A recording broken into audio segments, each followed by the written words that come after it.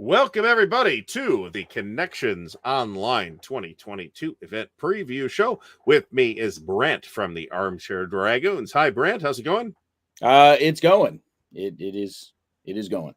So, first of all, I guess for anybody who is wants to know about Connections Online, tell us what kind of event it is. We can see from the screen that we're showing that it occurs on the 19th through the 21st of April, with an extended calendar going before and a little bit after. So, tell us what kind of event Connections Online is. Yeah, Because it's not your regular rando war game convention.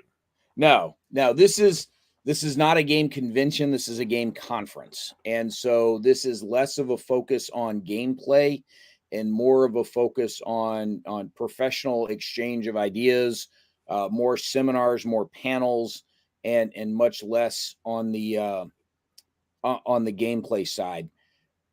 When we do our ACDCs that you've been a part of quite a bit, we do have some seminars and panels and talk shows, and like you and Mo show up and do a bunch of talk shows.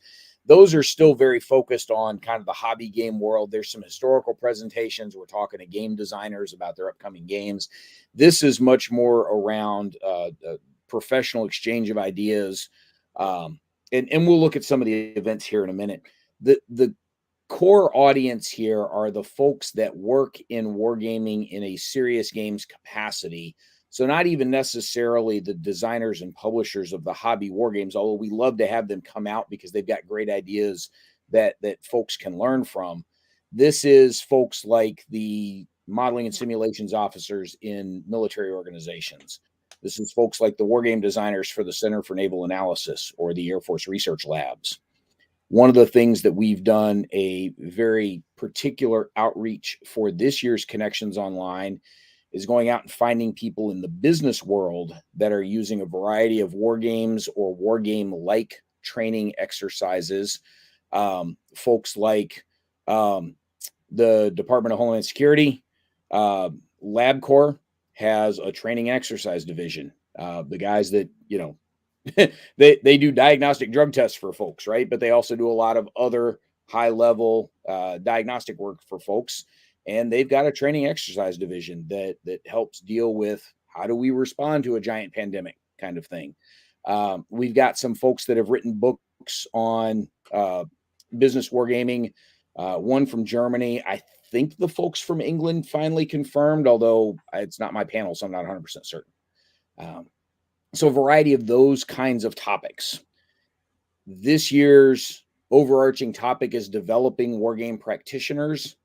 And so we're going to be looking at different avenues for professional development for those folks, as well as one panel is hiring new wargamers. Like, how do you actually break into this business and break into this industry? Those are the kinds of topics that we're looking at. Connections Online is an outgrowth of the larger Connections series of conferences. It started 28 years ago or so, being sponsored by the Air Force.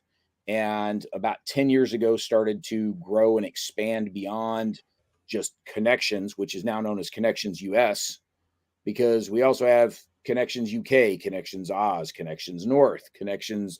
There was a Norwegian one. There's Connections Netherlands. There was a Connections Brazil. Connections Japan just got announced about 6 weeks ago that they're going to be holding one in Japan. Not all of those are annual. US, North, and UK are all annual. The others kind of come and go as they can get people to actually do them. But we're trying to make Connections Online another annual addition to this. This is our second one, and we're hoping to keep them going in the spring every year. So for those of us like myself who are not involved in the professional wargaming space for the DoD or the CNA or what have you, there's still space for like hobbyist gamers who are interested in the design and the philosophy and maybe the history of war games to participate in this event. Was that a fair statement or not? Yes. So there's going to be some parts of this that you're going to look at and go, yeah, probably not for me. And that's fine. Look, the whole thing is online. Take your lunch break, check in with your real work for a change. But the one on cyber war gaming is probably is not necessarily going to lead you to a hobby game design, but will give you some better ideas about how cyber wargaming can and could be done in a hobby space based on the kinds of concerns that the pros actually care about. You know, the guys that got to deal with cyber attacks for real are going to give you a much different perspective than the guys that just want cool art on collectible cards. And so that's a potential perspective that you would want to think about. One of the other panels this year is on space and near Earth wargaming. So how do we deal with things outside the atmosphere? There's no shortage of sci-fi war games out there, but how many current, modern day near future sorts of hex encounter war games deal with orbital conflict of any kind? Yeah, and the current military thinking and doctrine around that topic. Yeah, well, as you can imagine, we just stood up a Space Force. The Air Force has been thinking about this for a long time. If you would like your GPS to work, you should care about these things. You know, so. And as somebody who has, has participated in this thing in the past and has even done some producing on it and sat through some of the been the back behind the scenes producer on some of the conferences. Some of these seminars are probably not going to appeal to your average hobbyist board gamer, but some of these actually sound really interesting. Like this design a game workshop, for example. Boy, I bet somebody will get some good inspiration out of that. Somebody with an idea will find a way forward into an actual game design from that. Yeah. Well, we hope so. One of the reasons why we like having the hobbyists involved in these things is that there are a lot of times where the practitioners that are doing this for their day job are spending a lot of time designing or executing custom created designs for very specific purposes, usually for government customers. Not always. Sometimes it's big industry that's reaching out to them. Those folks have a limited viewpoint into the state of the art of game design, not just war game design, but any game design in what's going on in the rest of the world. And so until somebody like Volko shows up at one of these in person with a copy of Andean Abyss and says, hey, check out my counterinsurgency game, they don't know what the state of the art of civilian game design might be. And so there's two things going on. One, we've got Mo actually leading the panel. Mo of Mo's Game Table is leading the panel on innovations in hobby wargaming. What's the current state of the art of hobby wargaming that these practitioners might want to be aware of? But having the hobby wargamers in the room as a part of the ongoing conversation can help bring valuable perspective to those pros that they might not have ever heard of or thought about or considered or even realize it exists. And so having those guys in the room is a huge bonus for those kinds of conversations. One of the things that's kind of, sorry, just real quick. One of the things kind of neat about Connections Online compared to the in-person conferences, like in-person conference, somebody's up there talking, you got a panel on stage, everybody else shuts up, right? You don't want to interrupt the guys on stage talking. Connections Online, you got the guys talking on screen and you've got a very robust chat going on the side in the various chat functions. It's not unlike your show on Monday night, right? You're having some reaction to the chat and you're talking about the things you wanted to talk about. In the meantime, there's people trading info and ideas in the chat running alongside the entire time you're on the air. It's not unlike that. So I mean, if I was if I did this for a living, I would probably be disinclined to then go and spend my private time off hours to go play more war games, right? So I could understand that. Yeah, and that's a perspective that's been brought up by some of the folks that teach the modeling and sims stuff at like the Command and General Staff College. They've pointed out that when you do that for your day job, you don't necessarily want to go home and do your day job at home. The flip side of that is, look, Peter Perla is sort of the godfather of modern professional wargaming. He's literally written the book on wargaming. It's called The Art of Wargaming. Go look it up. Yes. You know what? I that just came up last night, actually, in a call after the stream, where somebody had just picked up a copy of Peter Perla's book, The Art of Wargaming. Yeah. And was looking through it. And we're looking at it. It's like, wow, that's neat. Yeah. And so Peter shows up to all these different Connections conferences. Oh, by the way, Peter also just designed a game on, the Pratt's and Heights that's going to be coming from Canvas Temple Publishing. And Peter's more than happy to sit down and play whatever hobby war game you've got and push counters around with you. Same thing with guys like Mike Markowitz. Sebastian Bay, who's risen to great prominence over the last 2 years or so. He's a designer at CNA, but he's also the faculty advisor for the Georgetown University Wargaming Society and teaches a class on wargame design at Georgetown.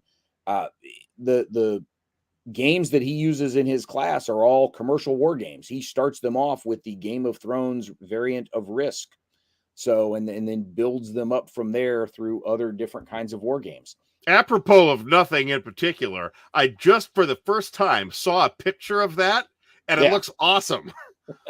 So I'm like, wow, that looks cool. Why didn't I buy that? Damn it. Just don't play with Sebastian because he cheats. Oh, well, maybe not. He's probably really good at it, too, if he sees it all the time.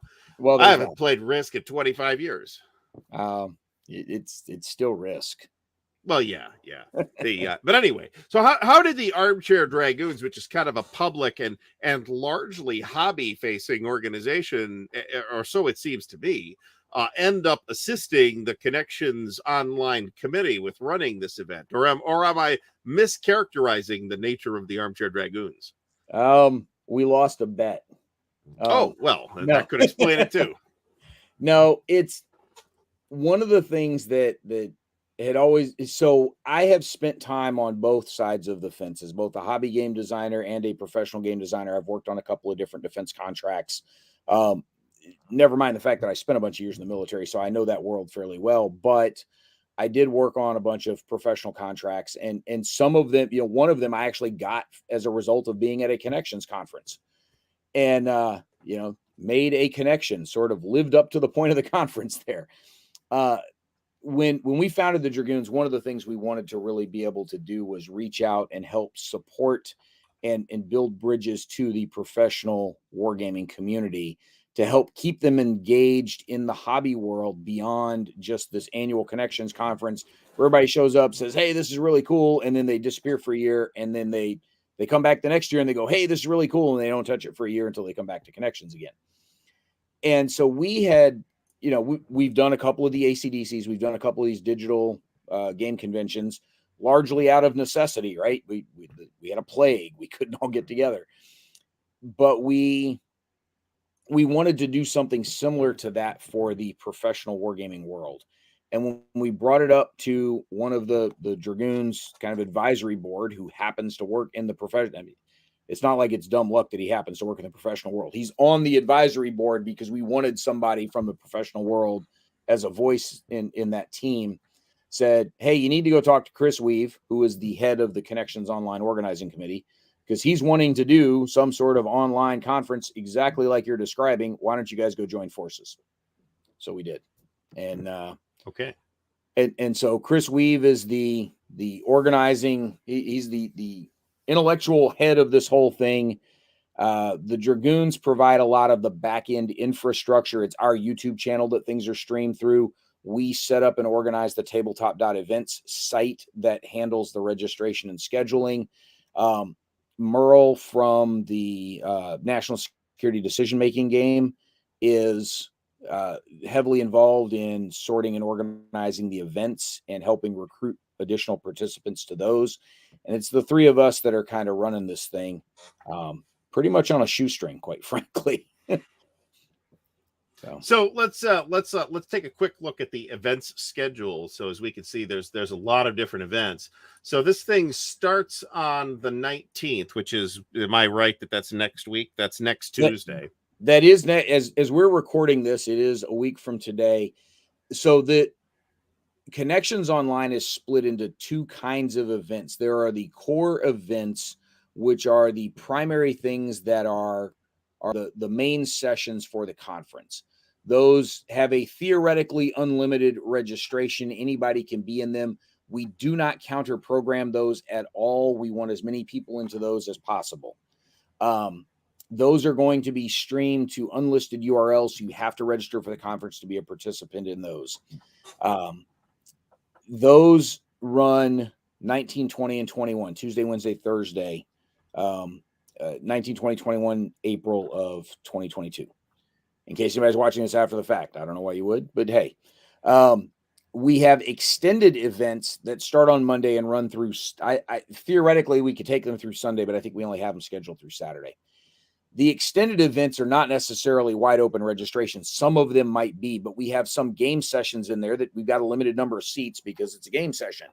And so we have some of those things. Some of them are one-man talks that just didn't fit into the core schedule somewhere. In at least one case this year, we had someone we wanted to be a panelist that couldn't fit it around his professional schedule. So we have him scheduled for an extended event.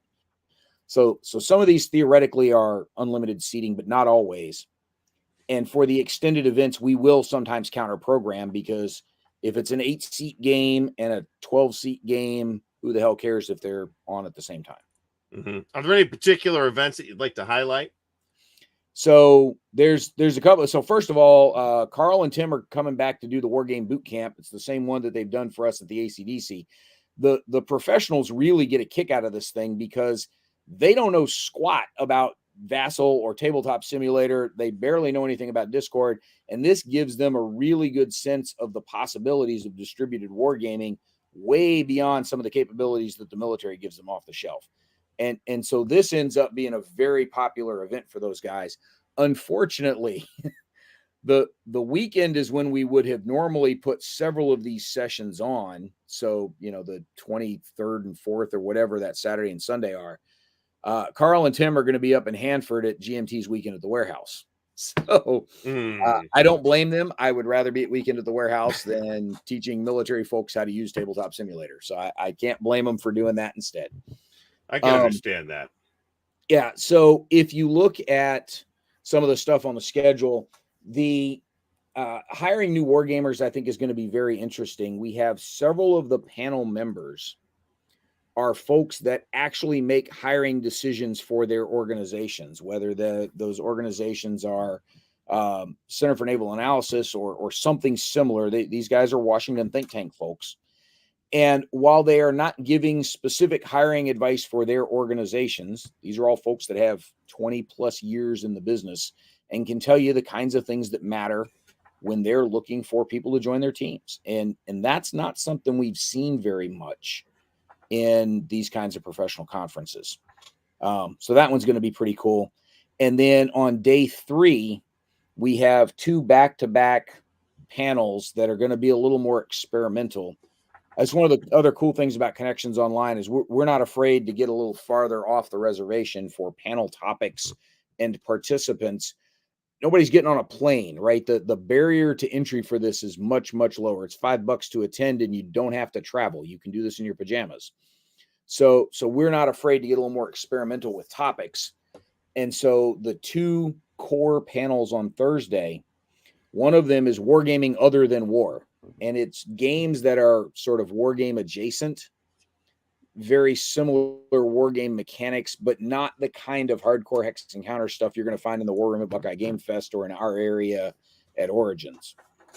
And so that's like Cole Worley is going to show up and talk about John Company, his East India Trading Company game.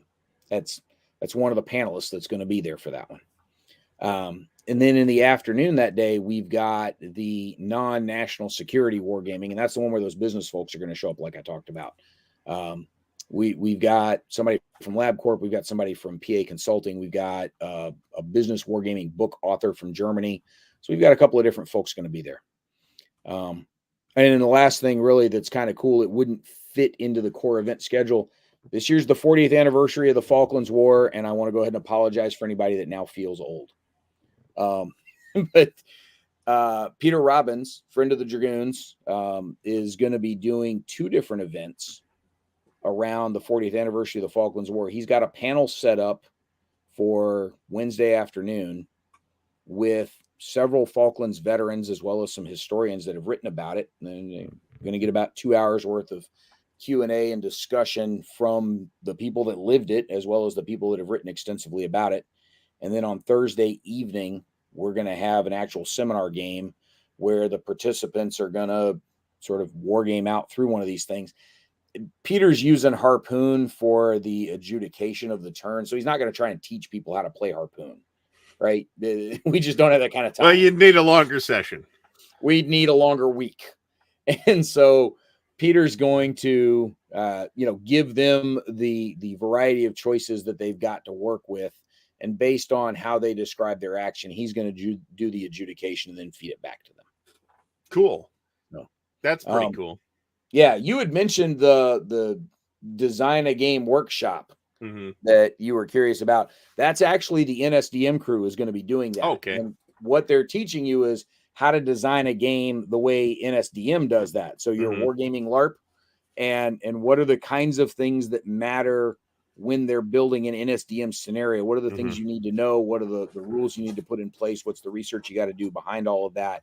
And so how do you design a game the way NSDM designs and executes theirs? And they do kind of design them each of those scenarios from scratch as its own independent thing. It's not like they have a game system that they use, right? It's kind of a bespoke, based on the scenario. So that looks interesting. I think the scenario they're using is the American Revolution. Oh, that's neat. Yeah, don't hold me to that, but I think that's the one they're doing. That would be cool, actually. That would be very interesting to see the NSDM take on the American Revolution. The other two that leaped out at me here, I'll just give you my own interesting looking highlights on this list. The Western Approaches Tactical Unit panel. That, for those who don't know, that is the Royal Navy group, female-led group, male-led, but the women did all the work, that wargamed out the Battle of the Atlantic in 1942 and are basically responsible for the creation of the doctrine that won the Battle of the Atlantic. It's fascinating history. It's kind of one of those forgotten things. There was a panel on it. I don't know if it was the last Connections or the Connections before. That was very interesting. That's going to be a super duper interesting thing. And then, of course, we're going to close with Kriegspiel, which I assume is the award-winning legendary Avalon Hill Kriegspiel. Great for assuming there. No. First of all, the Watu panel is actually, it's Chris Carlton from the Admiralty Group. He's Larry Bond's co-conspirator in the Harpoon universe there. And Chris, or the Harpooniverse, as we call it. Sure. I think you're the only one that calls it that, but okay. I literally just came up with that just now. So, Chris has done a bunch of research and reading and is actually looking to sort of poke at a couple of the myths around Watu and sort of, hey, this is what people have said. This is what the research bears out. And that's sort of what he's done, is gone back to some of the primary sources to sort of give credit where credit is due for some of the things that have happened. Because there's been some stuff that's been misattributed along the way. However you pronounce it. Right? Sure. I know what you I know how to spell it. The Kriegspiel is actually being run by the International Kriegspiel Society. These guys, it used to be the Southern California Kriegspiel Society until suddenly lots of them popped up around the globe once they went online. These guys have gotten really, really good at doing these things online. There are very few weekends of the year in which somebody isn't doing one of these through their Discord server, and they've agreed to do one for us that's going to run 6 hours on Saturday. That sounds crazy, but it actually goes by pretty quick. We actually had to bump up the enrollment on that one because we had sold out all the seats of it, and they were able to get an additional umpire to join their crew so we could add some additional seats to that event. So for those who have never participated in a Kriegspiel, highly recommended for the experience. If you get to participate in it, great. But even just to observe a Kriegspiel is absolutely fascinating. Which brings me to my next question, actually. If somebody is not able to swing, this is a weekday, it's a weekday event. It largely happens during the week because it's largely a professional conference. So I can't make it for most of this stuff. Will these events be available to be watched online afterwards whatever rando wants to watch them? Yes. What's going to happen? So the live streams will all be through unlisted URLs that are only provided to the conference participants. So for the live interaction, the Q&A, the actual, the seminar discussions that are going on, you have to be a registered participant to get into those. And you have to be a registered participant, especially for all of those limited seat events like the Kriegspiel, like the Falklands seminar game, like the NSDM Design a Game session. The 12 core events on Tuesday, Wednesday, Thursday will all be streamed through YouTube for those participants. And about a week after the conference, we will flip those from unlisted to public so that anybody else can come watch. The metaphor here is, at the Origins War College, we set up a video camera in the back of the room. If you were there live, you got to ask the speaker some questions. Otherwise, you got to wait till we get home and upload the footage, and then you can watch it after the fact. That's the comparable equivalent of that. And this will be on the Dragoon Commander YouTube channel? Correct. Yeah, okay. That'll be on the Dragoons channel. Okay. The extended events, we are not necessarily committing to fully making available through the future streaming like that, through those kinds of recordings. In some cases, they may be. The Why Politics Matters, the Wargaming Politics one, I'm pretty sure we're going to record and stream. We're going to stream, but keep the recording of that as well. So there's a couple of those where that's going to happen. But like the Wargame Boot Camp, we don't stream that thing. The NSDM Design a Game Seminar, I'm pretty sure they're not streaming that. The Kriegspiel one, the IKS guys might stream stuff within the Discord. Usually what happens with that is Jan, who's leading that team, ends up editing the 6 hours of Kriegspiel footage down to about a 30-minute highlight reel. And so they will post that on their own channel. So the 12 core events, you'll be able to watch afterwards. There's a couple of extended events that you'll be able to watch afterwards.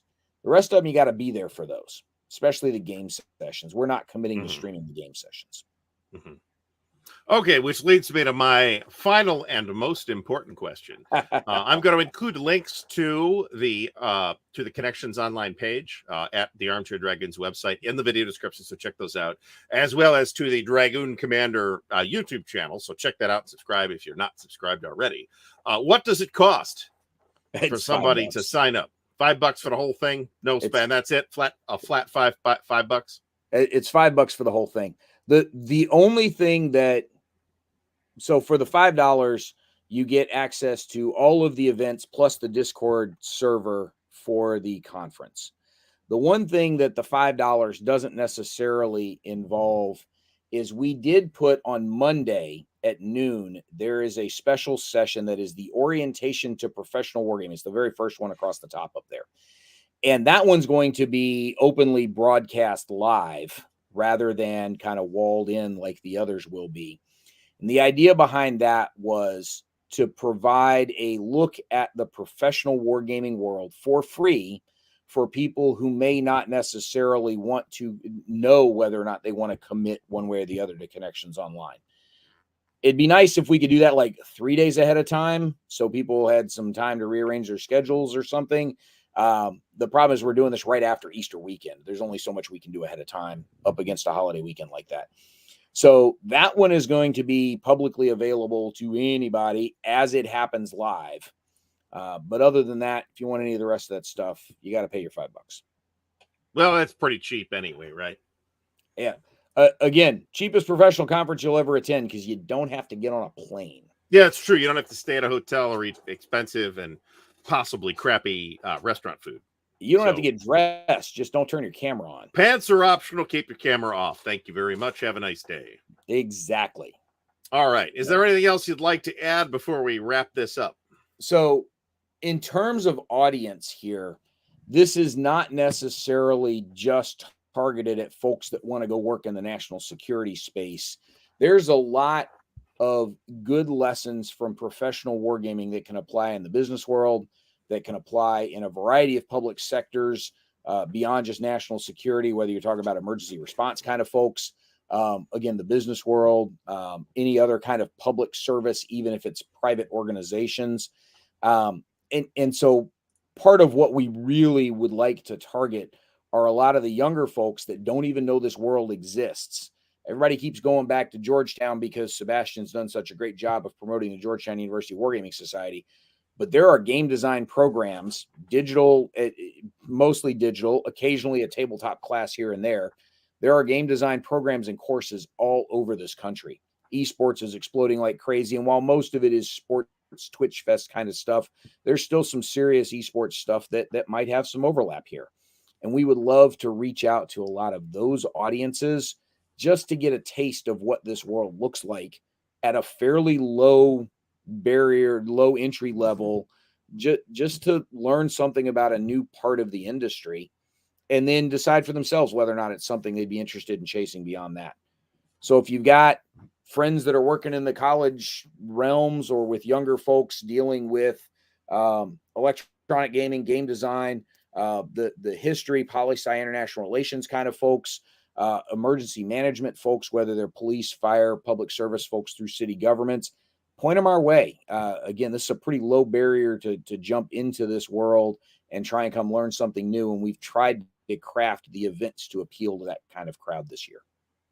Fantastic. Fantastic. All right. Well, check out the links in the video description. Like I said, we'll include the Connections Online page. There's still several days in which you can register for these events. And certainly there's some interesting looking events there, as we've already discussed. So check those things out. Thanks, Brant, for coming by to talk to us about Connections Online.